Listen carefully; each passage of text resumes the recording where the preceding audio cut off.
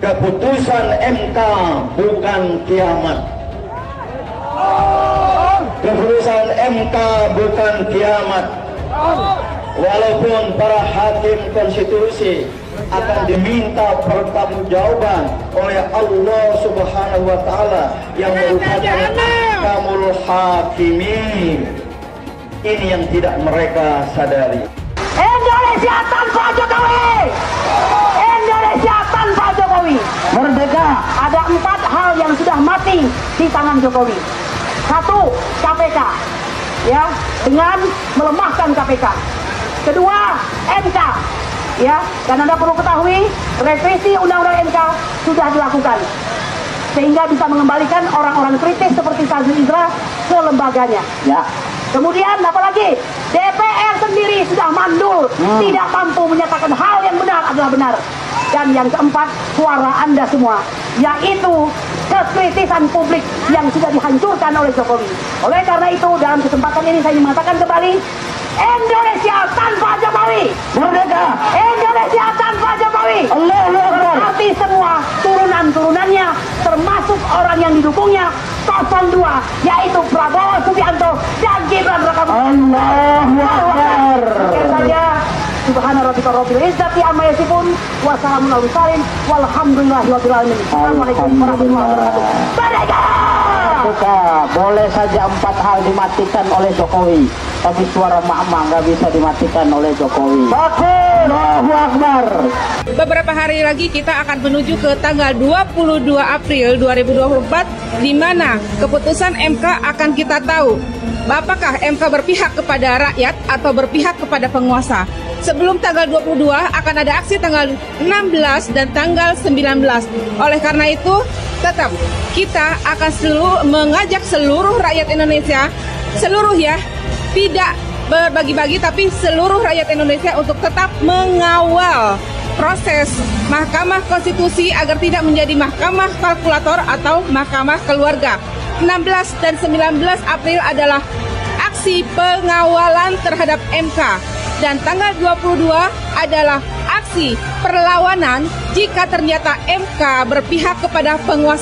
Memprovokasi dan juga memecah belah umatnya di mana? Di dalam masjid loh. Kemudian ini momen Idul Fitri digunakan untuk memecah belah umat lagi. Mbak gue cerita kayak gini, bisa-bisanya lagi pengajian si ustadz ini malah walad dolin amin. Berarti ibu-ibu kita milih apa katanya? Astagfirullah. Ini dia bahayanya politik identitas itu. Mana lu yang bilang menolak 2M untuk mendukung Abah Burkun? Ini dampak dari kerjaan Abah lu. Gak ada yang mustahil di dunia ini kecuali satu, Abah Burkun kalian menjadi Presiden Republik Indonesia. Ini nih orang-orang kayak gini, orang-orang ekstremis gini yang menyesatkan, yang selalu membawa-bawa agama untuk tujuan duniawi ini disatukan di satu pulau aja gitu. Sama kalian sama orang Rohingya di sana juga nggak apa-apa. Orang-orang seperti ini nih orang-orang yang berbahaya, orang-orang yang akan merusak agama kita dan juga negara kita. Tapi kenapa kalian gak sadar agama kita sudah dirusak sama mereka? Oleh para pejabat negara menjadi sangat lebih memalukan dan memuakkan karena kecurangan dalam pemilu yang dinilai banyak pihak yang terburuk dalam sejarah Indonesia. Ironisnya, problematika pelanggaran pemilu yang sering disebut terjadi secara terstruktur, sistematis, dan masif terjadi justru terkait dengan perilaku Joko Widodo sebagai Presiden RI, sebagaimana yang tersebar luas di media sosial dan surat kabar. Sebab itu, mereka yang dahulu merasa sebagai pemilihnya sebaiknya istighfar karena pilihannya telah membuat kecewa banyak pihak. Bangsa kita adalah bangsa yang besar. Untuk bangsa ini yang tidak jujur, tidak adil, tidak transparan, apalagi justru mulai dari tokoh kita. Maka usaha pemilu yang kita jalani berpegang teguh. Nanti tanggal 15 April kita akan ramaikan, insya Allah 1 juta orang bisa kita hadirkan. Nanti sekarang kita tetap saja datang hadir, besok datang lagi, seterusnya datang lagi. Tanggal-tanggal kita diminta datang tidak apa-apa walaupun sedikit untuk pemanasan kita. Tanggal 15 April insya Allah kita akan turun sampai 1 juta orang. Setuju anakku? Karena inilah saat terakhir untuk kita berjuang. kita berjihad, kumpul waktu dinamika, cinta pada tanah air sebagian dari iman. Jangan harap bisa dilantik bulan Oktober 2024. Nonsen bisa dilantik. Bagaimana rakyat bisa menerima produk haram, produk tidak halal, produk curang, produk yang menipu rakyat, produk mengambil suara, merampok suara rakyat. Tidak akan kita terima pemimpin model begitu. Lagi kita punya pemimpin dengan diproduk oleh kecurangan dan kejahatan politik. Maka terus kita berjuang. Tiada hari tanpa aksi, tiada hari tanpa demonstrasi, sampai kezaliman runtuh. Rezim Jokowi ganti secepatnya. Mudah-mudahan Allah Subhanahu wa Ta'ala menolong kita. Dan jangan lupa, Oktober masih lama, kesempatan kita masih banyak. Kalaupun MK berkhianat, tapi kita harapkan MK mengikuti suara rakyat. MK menjadi pejuang daripada aspirasi, perasaan hukum, perasaan politik rakyat Indonesia. Kalau begitu, kita akan hargai MK. Kita akan berterima kasih kepada MK. Andai hakim-hakim MK itu menjadi penegak kejujuran, kebenaran dan keadilan, menjalankan misi konstitusi pasal 22, pemilu bisa dibubar harus jujur dan adil, maka MK adalah pengawalnya. Ayo kita harapkan, ayo kita doakan, mudah-mudahan hakim konstitusi diberi kekuatan dan keberanian untuk memutuskan sesuai hati nuraninya. Sesuai hati nuraninya. Kalau tidak, lawan, lawan, lawan, hancurkan, hancurkan, hancurkan. Nasrul minallah wa fadlun karim. Wabasyiril mu'minin. Wassalamualaikum warahmatullahi wabarakatuh. Kita mengingatkan, jangan mundur, jangan menyerah, jangan takut. Kita lawan sampai terjadi perubahan di Republik ini. Merdeka! Allahu Akbar! Tugas kita adalah melemparkan tongkat Musa. Nanti Allah yang akan mengubahnya menjadi ular-ular yang akan memakan ular-ular palsu sihir Fir'aun. Tugas kita adalah melemparkan tongkat Musa untuk membelah lautan. Wama romaita iz romaita walakinnallah haroma. Lemparkanlah tongkatmu Musa, nanti bukan tongkatmu yang membelah lautan, tapi Allah yang akan membelah lautan. Kita lemparkan tongkat itu di sini, di MK. Insya Allah, Allah yang akan memenangkan perjuangan kita semuanya. Allahu Akbar. Saya Bunda Mary, kami datang dari Lampung untuk mensupport kepada Bapak Anies dalam sidang MK hari ini. Kita menggugat atas ada indikasi dugaan kecurangan di dalam Pilpres kemarin. Kami dari daerah berkumpul, tentunya teman-teman tim hukum di dalam itu sudah membawa data-data, fakta-fakta yang akan digugat di persidangan nanti. Yang jelas itu kami sebagai rakyat ingin memiliki seorang pemimpin yang ngerti tentang etik. Dari awal saja itu Gibran, paslon nomor 2, calon wakil presiden itu sudah melanggar kode etik di MK maupun di KPU.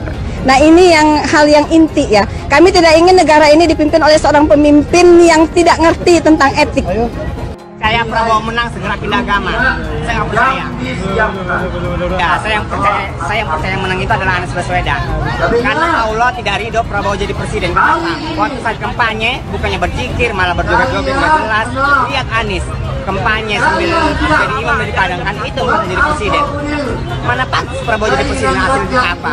Kampanye bukannya berzikir, bukannya berselawat, malah joget-joget nggak jelas. Udah badannya pakai apa? Tuhan, jika kami kumpulan orang-orang menuntut kebenaran, alirkan badai tsunami, arahkan alirannya menuju KPU, menuju Bawaslu, menuju Istana. Tuhan, dalam Ramadan 1445 Hijriah. Kabulkan, kabulkan, kabulkan ya Rabb. Antum apa Bapak udah sepuh, udah kasih aja yang mudaan. Ntar lagi diganti nama Samsul, aduh. Iya nggak? Itu muda kok. Ya Samsul apalagi pelangap pelongo, pinter nggak sih? Ya ngomong aja kagak pinter, udah jauh sama.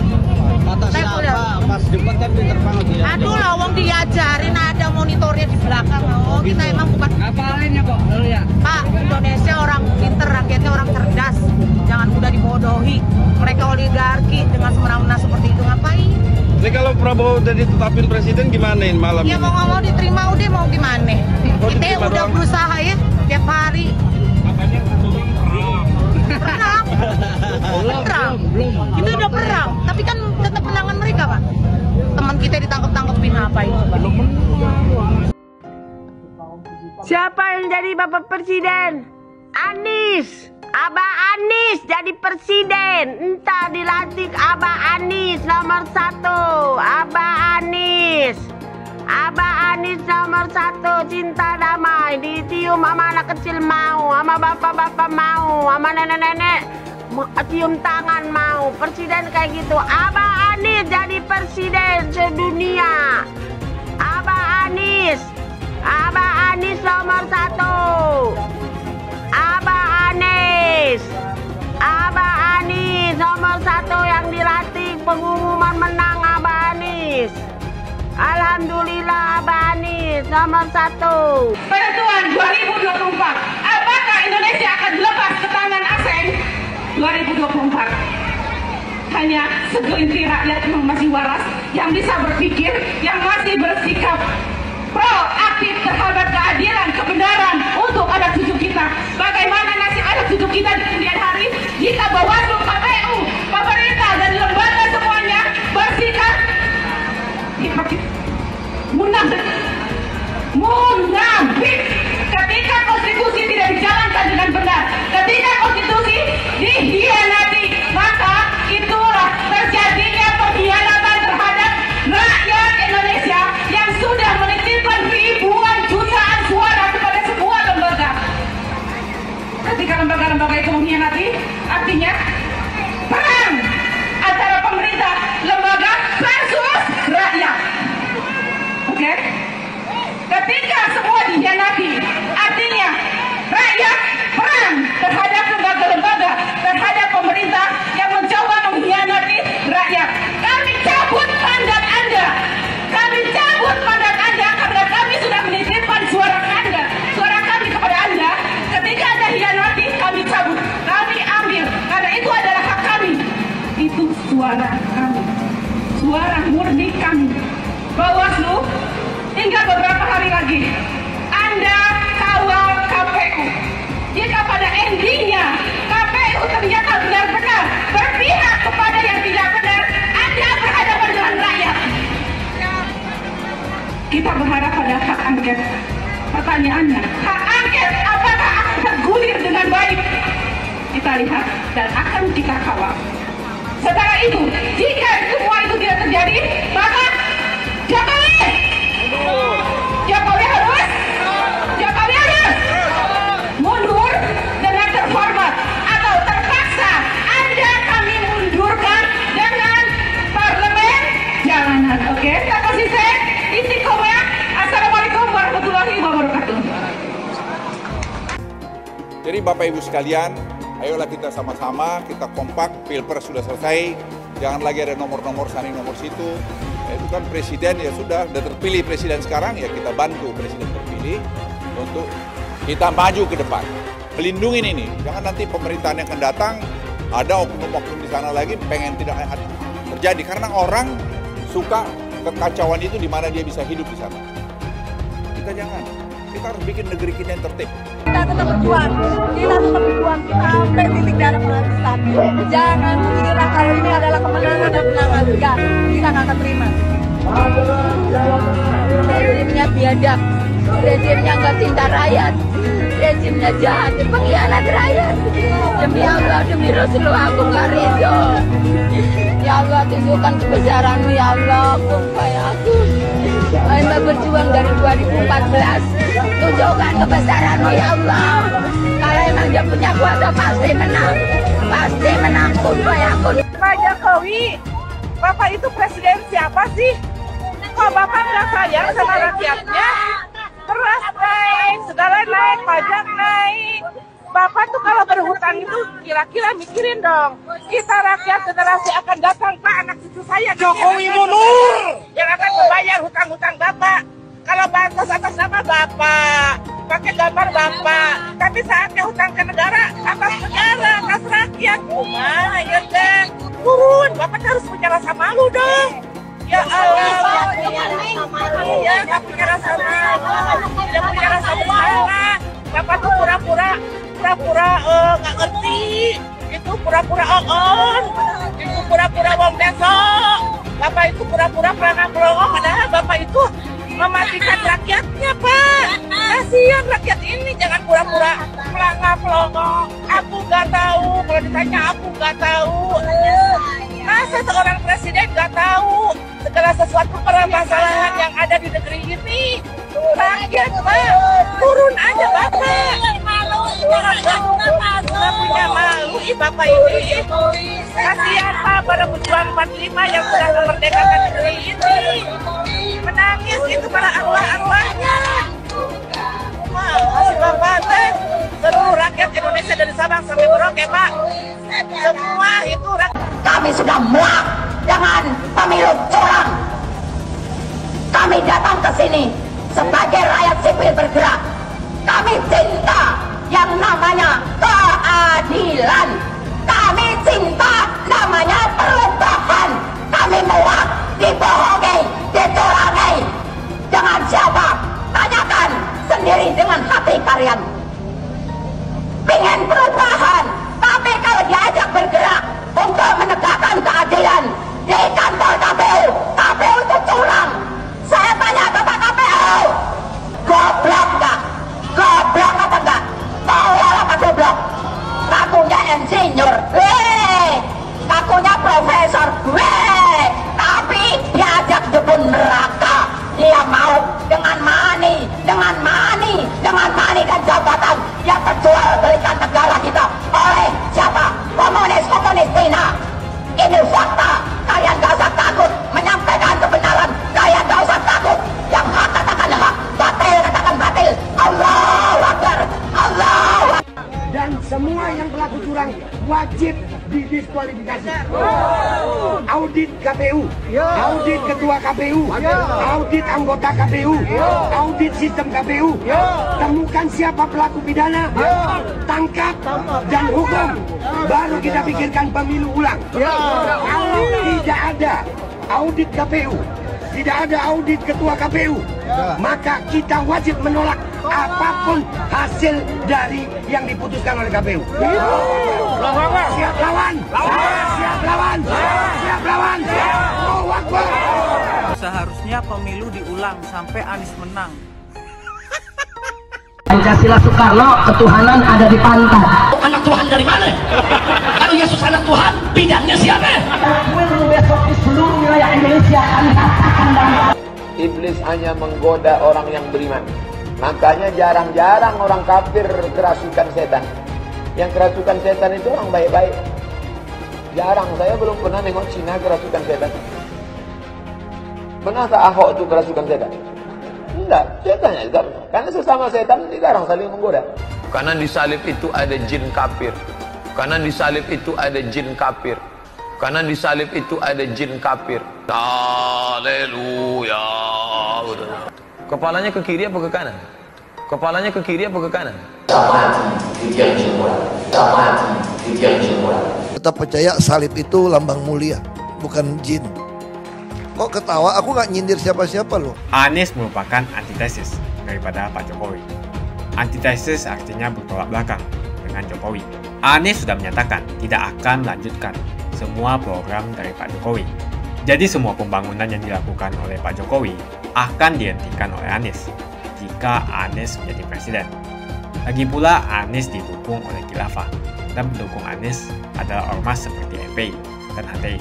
Apa kita mau FPI dan HTI kembali di Indonesia jika Anies memimpin? Anies juga dikenal sebagai bapak politik identitas yang menghalalkan segala cara untuk menggapai kekuasaannya, termasuk menggunakan politik identitas berbasis agama. Lihatlah di kasus Ahok waktu itu. Kita sudah bisa melihat hasil kerja Anies selama 5 tahun di Jakarta. Tidak ada satupun janji yang dipenuhi dan tidak ada kinerja yang bisa dibanggakan. Dari DP 0%, OKOC, kelebihan bayar, Formula E, banjir, sumber resapan, jalan rusak, dan gonta-ganti nama jalan. Lihatlah rekam jejak Anies selama 5 tahun. Bayangkan Indonesia ke depan jika dipimpin oleh Anies. Dan bayangkan jika Anies menang. HTI dan FPI, ormas khilafah yang dibubarkan itu akan dikembalikan oleh Anies. Apakah kita mau Pancasila diganti jadi khilafah? Perkataan Ahok sudah terbukti dan Jakarta sudah menjadi korban. Jangan biarkan Indonesia menjadi korban kibulan Anies Baswedan. Umat minoritas, terutama kaum Tionghoa, tidak akan memilih Anies Baswedan. Sudah banyak pihak yang mengingatkan kedua kubu tentang kesia-siaan gugatan mereka. Ini bukan karena mereka akan menghadapi benteng rezim yang kokoh menghalalkan segala cara. Saya percaya MK menolak gugatan dengan alasan yang adil dan objektif. Seperti sudah dapat diduga, Mahkamah Konstitusi menolak gugatan hasil pemilihan presiden wakil presiden yang diajukan kubu Anies dan kubu Ganjar. Saya gunakan istilah sudah dapat diduga karena kalau kita menggunakan akal sehat dan kita turut mengikuti jalannya persidangan, kita bisa menilai gugatan yang diajukan sangatlah lemah. Anehnya kedua kubu itu seperti tak peduli.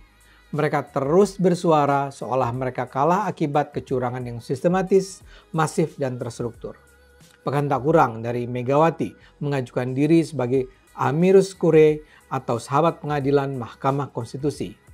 Sahabat pengadilan adalah sebuah istilah yang ditujukan bagi pihak ketiga yang dianggap penting untuk didengar pendapatnya. Tapi yang jadi soal, gugatan yang diajukan kubu Anies dan kubu Ganjar sangat lemah dan tidak meyakinkan. Kita tidak perlu menjadi seorang intelektual tajam untuk bisa menilai kedua kubu pesaing Prabowo tersebut menghadirkan para ahli dan saksi yang sama sekali tidak meyakinkan. Ini mengherankan karena di kedua kubu penggugat terdapat ahli-ahli hukum berkaliber tinggi. Tapi nyatanya gugatan yang mereka ajukan jauh di bawah standar. Tapi dalam sidang MK yang berlangsung, segenap tuduhan itu dipatahkan. Salah satu yang paling menonjol adalah soal bansos. Para penggugat menganggap bahwa strategi bansos pemerintah berperan dalam memenangkan Prabowo. Itu dibantah para hakim MK. MK menyatakan pemberian bansos bukanlah pemberian dari presiden. Posisi presiden sebagai petahana memang menguntungkan. Namun tak bisa dianggap pemberian bansos secara langsung oleh presiden bisa dianggap sebagai tindakan yang melanggar hukum. MK juga mempertanyakan gugatan bahwa pemberian bansos oleh pemerintah dan presiden tersebut berkontribusi bagi kenaikan suara Prabowo. Penggugat tidak bisa menunjukkan bukti untuk mendukung tuduhan bahwa bansos adalah langkah politik untuk memenangkan Prabowo. Mereka mendengar penjelasan pemerintah dan para ahli sebelum akhirnya menyimpulkan anggaran bansos telah dirancang oleh pemerintah sesuai dengan rencana program yang ditetapkan sebelumnya. Tidak ada kejanggalan atau pelanggaran peraturan sebagaimana yang didalilkan pemohon. Karena itulah MK menyatakan tidak meyakini adanya hubungan kausalitas atau relevansi antara penyaluran bansos dengan peningkatan suara paslon. Namun demikian, MK memang memberi catatan khusus tentang pemberian bansos. Menurut MK, pemberian bansos baiknya tidak diulang dalam ajang kontestasi politik seperti pemilihan kepala daerah di masa mendatang. MK mengimbau agar di masa datang, momen pemberian bansos sebaiknya dilakukan tidak berdekatan dengan perhelatan politik sehingga tak dianggap memberi keuntungan buat pihak tertentu. Penggugat dianggap tidak memberikan bukti yang meyakinkan. Mereka misalnya tidak menyerahkan hasil survei secara utuh sebagai alat bukti. Dalam hal ini saya ingat dengan penjelasan meyakinkan dari M. Kodari seperti tersiar di media sosial. Dengan santai dia mengajukan logika sederhana. Kalau memang kemenangan Prabowo terjadi karena bansos, lantas mengapa di luar negeri di mana tidak ada bansos, Prabowo menang meyakinkan? Itu menunjukkan tidak ada hubungan pemberian bansos dengan suara Prabowo. Selain Megawati juga hadir aliansi akademisi yang terdiri dari lebih dari 300 ilmuwan berbagai perguruan tinggi terkemuka, aliansi badan eksekutif mahasiswa, seniman, budaya, diaspora, dan wakil masyarakat lainnya. Mereka bersama-sama menuduh Pilpres 2024 ini penuh kecurangan, tak dapat diterima, dan harus diulang. MK juga menjawab gugatan tentang hubungan antara putusan Majelis Kehormatan Mahkamah Konstitusi atau MK-MK dengan nepotisme yang dianggap melahirkan abuse of power. Anda tentu ingat, MK-MK memang memutuskan adanya pelanggaran berat etika dalam keputusan MK yang mengakibatkan Gibran dapat diajukan sebagai cawapres. Yang dimaksud dengan pelanggaran etik tersebut adalah keikutsertaan Ketua MK Anwar Usman dalam keputusan tentang Gibran. Padahal Gibran adalah keponakan Usman. Dan lebih mendasar lagi, pelanggaran etika itu tidak dapat membuat MK perlu membuat kesimpulan bahwa telah terjadi tindakan nepotisme yang melahirkan abuse of power dalam perubahan syarat pasangan capres-cawapres. Di samping itu, tuduhan abuse of power tidak dapat dibuktikan karena juga tidak ada bukti adanya intervensi oleh Presiden Jokowi dalam pemilu 2024. Akibat pelanggaran etik tersebut, Anwar bahkan diberhentikan sebagai Ketua MK. Tapi kini MK menyimpulkan kalaupun faktor Usman adalah sebuah cacat yang mengganggu kebersihan proses pengambilan keputusan MK, itu tetap tidak membatalkan keputusan MK mengizinkan perubahan dalam persyaratan calon presiden dan wakil presiden yang memungkinkan Gibran maju menjadi cawapres.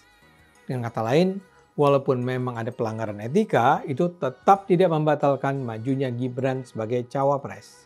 Satu lagi adalah soal tuduhan kecurangan pada sistem informasi rekapitulasi oleh KPU. MK menyebut dugaan tersebut tidak terbukti secara hukum. Kekacauan perhitungan memang terjadi, namun tak ada cukup bukti bahwa kekacauan itu melahirkan kecurangan yang menguntungkan kemenangan paslon nomor 02. Atas dasar rangkaian penjelasan itu, MK akhirnya memutuskan menolak seluruh permohonan sengketa Pilpres yang diajukan Anies dan Ganjar. Bukti yang diajukan oleh pemohon hanyalah berupa artikel hingga rekaman video berita yang dianggap belum kuat untuk dipertanggungjawabkan dalam persidangan. MK meminta penggugat memberikan bukti yang lebih bisa diandalkan. Sikap kubu paslon nomor 01 dan 03 tentang kesahan Gibran sebagai cawapres Prabowo juga dipertanyakan. Sejak penetapan nama-nama pasangan capres sampai kampanye, kedua kubu tidak pernah mengajukan keberatan Gibran menjadi cawapres Prabowo. Jadi kenapa sekarang setelah pemilihan selesai, gugatan soal Gibran diajukan? Kini mudah-mudahan semua pihak bersedia untuk menerima keputusan MK. Indonesia harus segera melangkah ke depan dengan seorang presiden baru. Ayo gunakan akal sehat, karena hanya dengan akal sehat negara ini akan selamat. Dulu Anies bisa menang karena menggunakan agama dan etnis.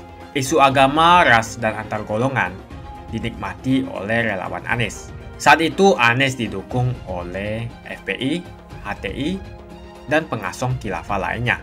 Pada akhirnya Ahok harus kalah, namun kekalahan dia adalah kekalahan yang membuka mata rakyat Indonesia bahwa masih ada orang-orang yang menang dengan cara menggunakan politisasi agama atau politik identitas berbasis agama. Ternyata banyak sekali orang yang dengan mudah terhasut lewat jalan-jalan seperti itu. Relawan Anies terutama dari FPI, HTI, PA212 seperti Bahar Smith dan Rizik Syihab selalu menghujat Cina, etnis Cina. Tapi saat ini negara Cina sudah menjadi nomor 1 di dunia.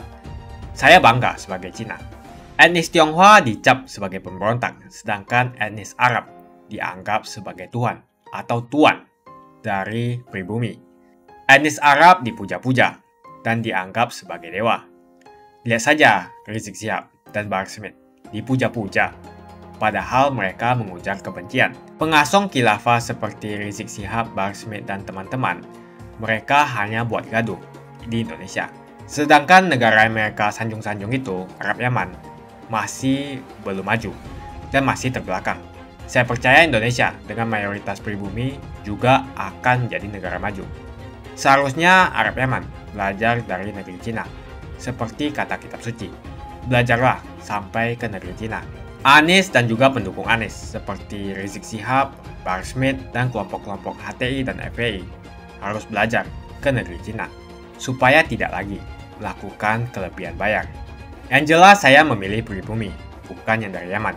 Ganjar jelas pribumi, nasionalis, dan pasti akan melanjutkan visi dan misi dari Pak Jokowi. Suara Ahok merepresentasi warga minoritas, dan etnis Tionghoa mendukung Ganjar Pranowo. Ahok pasti akan mendukung Ganjar, karena Ahok anti radikalisme. Ahok yang jelas tidak akan mendukung Anies Baswedan, karena Anies Baswedan didukung oleh kelompok khilafah, HTI, dan FPI, ormas terlarang itu. Anies merupakan antitesis daripada Pak Jokowi, dan diragukan kenasionalisannya, apalagi pribumiannya. Antitesis artinya bertolak belakang dengan Jokowi. Anies sudah menyatakan tidak akan melanjutkan semua program dari Pak Jokowi. Jadi semua pembangunan yang dilakukan oleh Pak Jokowi akan dihentikan oleh Anies jika Anies menjadi presiden. Lagi pula Anies didukung oleh khilafah, dan pendukung Anies adalah ormas seperti FPI dan HTI. Apa kita mau FPI dan HTI kembali di Indonesia jika Anies memimpin?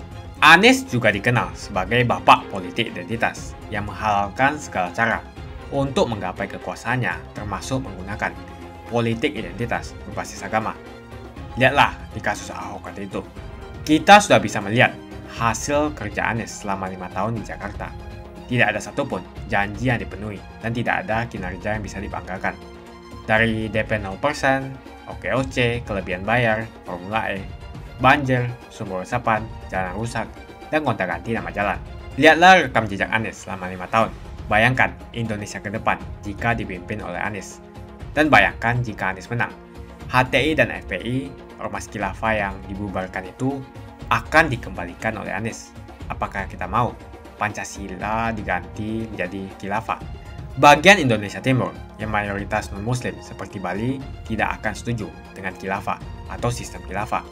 Mungkin Indonesia akan bubar jika Anies menjadi presiden. Perkataan Ahok sudah terbukti dan Jakarta sudah menjadi korban. Jangan biarkan Indonesia menjadi korban kibulan Anies Baswedan. Umat minoritas, terutama kaum Tionghoa, tidak akan memilih Anies Baswedan. Saya yakin karma Ahok mengejar Anies Baswedan. Dulu Anies memainkan politik identitas kepada Ahok. Sekarang Anies dipertanyakan kepribumiannya karena dia dari Yaman. Itu saja opini saya hari ini. Tuliskan opini kalian tentang Anies Baswedan. Jika kalian setuju dengan pendapat saya di video ini, pastikan kalian menekan like di video ini dan bagikan video ini ke teman dan family Anda supaya mereka semua mengetahui tentang informasi ini.